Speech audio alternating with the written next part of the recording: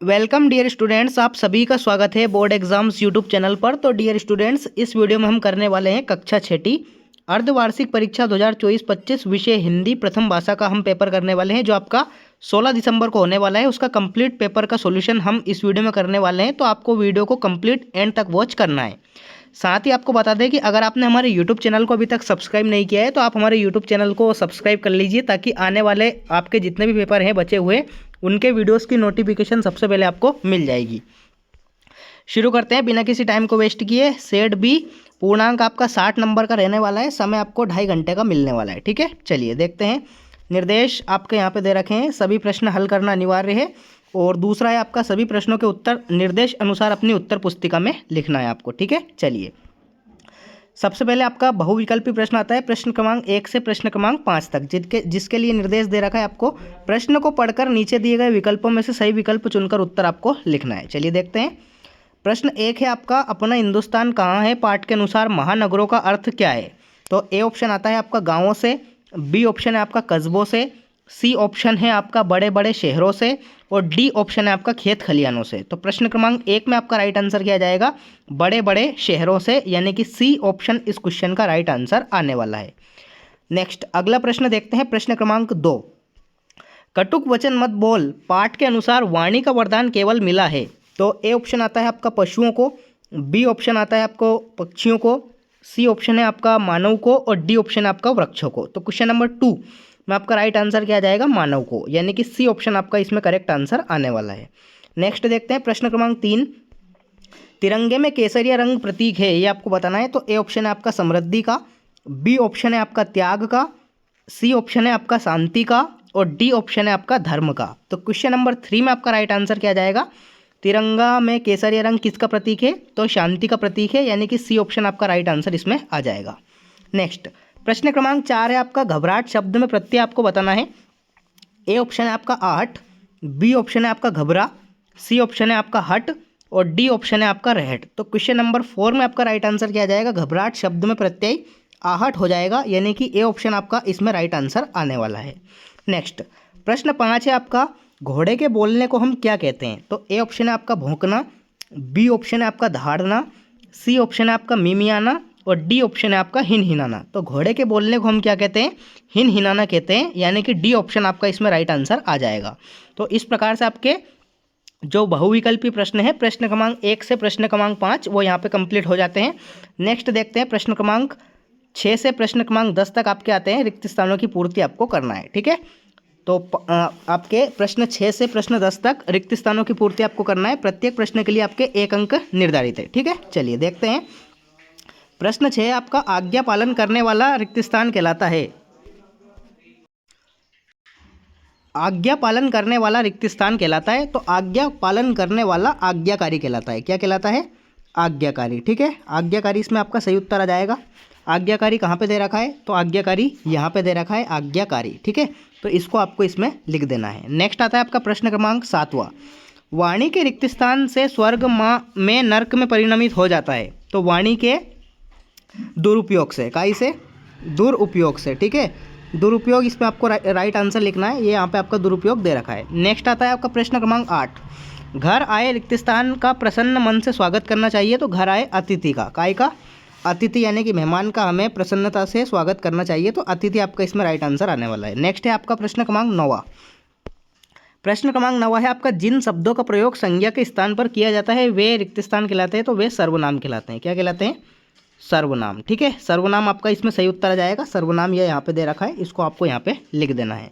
प्रश्न 10वां है आपका, डाक खाने पत्र और चिट्ठी पर लगने वाले ठप्पे को हम क्या कहते हैं? तो उसे हम मुहर कहते हैं। क्या कहते हैं? मुहर। ठीक है, मुहर आपका इसमें राइट आंसर आ जाएगा। तो इस प्रकार से आपके रिक्त स्थानों की पूर्ति यहाँ पे आपको कंप्लीट याद कर लेना है। प्रश्न क्रमांक 6 से प्रश्न क्रमांक 10 आपका कंप्लीट हो जाता है। अगला देखते हैं। अगला आता है आपका प्रश्न क्रमांक 11 से 16 अति लघुत्तरीय प्रश्न। ठीक है, अति लघुत्तरीय प्रश्न आते हैं जिनके लिए प्रत्येक प्रश्न के लिए आपको 2 अंक निर्धारित है। ठीक है, तो प्रश्न 11 से प्रश्न 16 तक आते हैं आपके अति लघुत्तरीय प्रश्न। चलिए इनको देख लेते हैं। प्रश्न 11वां है आपका, लुकमान कौन थे? तो लुकमान कौन थे? लुकमान एक बुद्धिमान व्यक्ति थे। कौन थे? एक बुद्धिमान व्यक्ति। ठीक है, एक बुद्धिमान व्यक्ति इसमें आपका राइट आंसर आने वाला है, एक बुद्धिमान व्यक्ति। अगला है आपका प्रश्न क्रमांक 12वां, खड़ग सिंह का हृदय परिवर्तन क्यों हुआ? तो इसमें आपका राइट आंसर आ जाएगा बाबा भारती के कारण। काय के कारण? बाबा भारती के कारण। ठीक है, बाबा भारती के कारण इसमें आपका राइट आंसर आने वाला है। अगला प्रश्न है आपका प्रश्न क्रमांक 13वां, स्वतंत्रता के रण में शत्रु की दिशा कैसी हो रही है? तो स्वतंत्रता के रण में शत्रु की दिशा भयंकित हो रही है। कैसी हो रही है? भयंकित। ठीक है, भयंकित आपको इसमें सही उत्तर आपका लिखना है। नेक्स्ट आता है आपका प्रश्न क्रमांक 14वां, कहर ढाना मुहावरे का वाक्य में प्रयोग कीजिए। तो इसको आप लिख सकते हैं कि रानी लक्ष्मीबाई ने अंग्रेजों को युद्ध के समय कहर ढा दिया था। ठीक है, अंग्रेजों से युद्ध लड़ते समय कहर ढा दिया था। तो इस प्रकार से आप इसको लिख सकते हैं।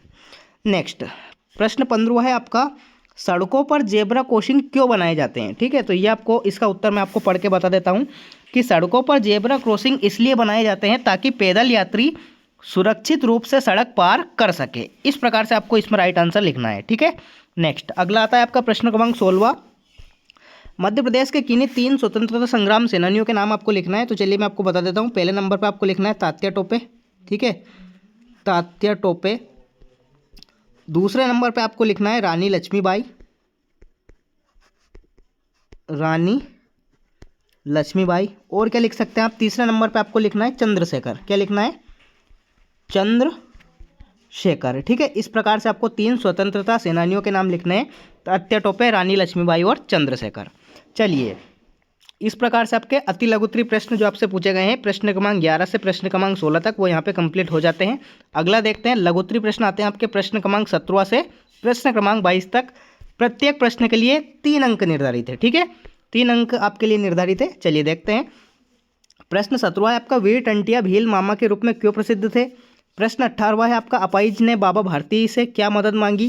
प्रश्न 19वां है आपका, कन्फ्यूशस के अनुसार जीभ की उम्र दांतों से अधिक क्यों होती है, ऐसा क्यों? 20वां है आपका, विजय विश्व तिरंगा प्यारा कविता के अनुसार तिरंगे को देखकर वीरों के मन में कौन कौन से भाव जागृत होते हैं? प्रश्न 21वां है आपका, पुष्प जल पर्वत के 2 पर्यायवाची शब्द लिखना है आपको। और अगला आता है आपका प्रश्न क्रमांक 22वां, ता एवं इक प्रत्यय लगाकर 3-3 शब्द बनाइए। ठीक है, तो प्रश्न क्रमांक 17 से प्रश्न क्रमांक 22 तक लघुत्तरीय प्रश्न आपके हो जाएंगे। तो इनके आंसर्स चलिए मैं आपको बता देता हूँ। देख सकते हैं आप, इनका स्क्रीनशॉट आप लेते जाइए। प्रश्न क्रमांक 17 का उत्तर आपकी स्क्रीन पर है। ठीक है, ये हो जाएगा आपका प्रश्न क्रमांक 17 का उत्तर। अगला आता है आपका प्रश्न क्रमांक 18वां। प्रश्न क्रमांक 18 का उत्तर आपकी स्क्रीन पर है। ठीक है, इसका आंसर आपकी स्क्रीन पर हो जाएगा, प्रश्न क्रमांक 18 का उत्तर। नेक्स्ट प्रश्न क्रमांक 19 का उत्तर आपके सामने है, इसको आप अच्छी तरह से याद कर लीजिए। कन्फ्यूशियस का यह कथन था कि जीभ की उम्र दांतों से अधिक होती है, ये वाला आपका राइट आंसर हो जाएगा प्रश्न क्रमांक 19 का। अगला है आपका प्रश्न क्रमांक 20 का उत्तर। ठीक है, प्रश्न क्रमांक 20 का जो उत्तर है आपकी स्क्रीन पर है, तो आप इसको अच्छी तरह से याद कर लीजिए। प्रश्न 20वें का उत्तर हो जाएगा ये। नेक्स्ट आता है आपका प्रश्न क्रमांक 21 का उत्तर, पुष्प जल और पर्वत के 2-2 पर्यायवाची शब्द आपको बताना है। ठीक है, तो ये आपके पुष्प के दे रखे हैं, ये जल के और ये पर्वत के। ठीक है, पुष्प जल और पर्वत के 2-2 पर्यायवाची आपके सामने हैं, आप इनको अच्छी तरह से याद कर लीजिए। प्रश्न 22वां है आपका, आहट और इक प्रत्यय लगाकर आपको 3-4 शब्द बनाने थे। ठीक है, तो ये हो जाएगा आपका आहट प्रत्यय, और ये वाला दे रखा है यहाँ पे इक प्रत्यय, जैसे धार्मिक, नागरिक, सामाजिक, नैतिक, पौराणिक इत्यादि। ठीक है, तो ये हो जाएगा आपका प्रश्न क्रमांक 22 का उत्तर। तो इस प्रकार से प्रश्न 16 से प्रश्न क्रमांक 17 से, ठीक है, प्रश्न 17 से प्रश्न 22 तक जो आपके लघुत्तरीय प्रश्न हैं उनके उत्तर हो जाएंगे। नेक्स्ट आता है आपका प्रश्न क्रमांक 23 से प्रश्न क्रमांक 26 दीर्घोत्तरीय प्रश्न, जिनके लिए आपके 5 अंक निर्धारित हैं प्रत्येक प्रश्न के लिए। ठीक है, चलिए देखते हैं। प्रश्न 23वां है आपका, कटु वचन बोलने पर क्या क्या हानियाँ हो सकती हैं, अपने शब्दों में लिखिए। नेक्स्ट है आपका 24वां प्रश्न, महानगरों एवं गाँवों में क्या क्या अंतर होते हैं, ये आपको बताना है। नेक्स्ट है आपका 25वां प्रश्न, अपने मित्र को जन्मदिन की बधाई के लिए एक पत्र लिखिए।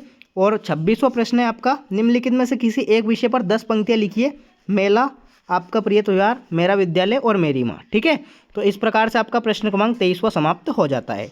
दीर्घोत्तरीय प्रश्नों के उत्तर मैं आपको नेक्स्ट वीडियो में बताने वाला हूँ, तो आपको चैनल को सब्सक्राइब कर लेना है, इसलिए क्योंकि आपको इन वीडियोस के सॉल्यूशन का वीडियो, ये जो प्रश्न है इनके सॉल्यूशन का वीडियो जल्द ही मिल जाए, नोटिफिकेशन आपको मिल जाए, और वैसे ही आप इसका सॉल्व कर पाएँ। ठीक है, दीर्घोत्तरीय प्रश्नों के उत्तर मैं आपको नेक्स्ट वीडियो में बताऊँगा।